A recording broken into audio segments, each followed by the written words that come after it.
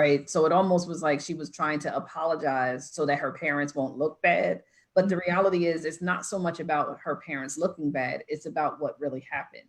If it happened and it's your truth, you have a right to that. And that's our first tip, right? Which is really, when it comes right down to it, telling your narrative or telling your truth is just that, is yours.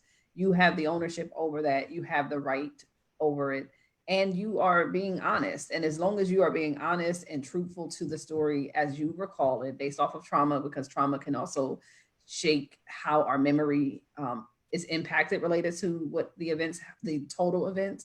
But at the end of the day, what she walked away feeling, remembering, and recalling is really her story and her truth, and she has a right to that. And I felt like her coming back this next day was more about trying to make him feel, um make, meaning him, her dad, making him feel like she somehow messed up with him and doesn't want him to be seen as a bad guy.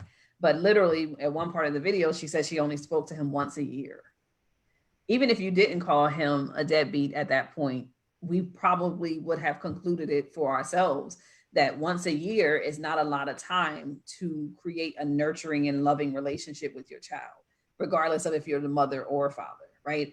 And so somehow in the apology video, from the 2 or 3 minutes I watched, it felt like she felt guilt for sharing her narrative. And so my first tip is to be okay with telling your truth and be honest. As long as you are honest and okay and ready to share that truth, then it is okay if people don't receive it or how they receive it.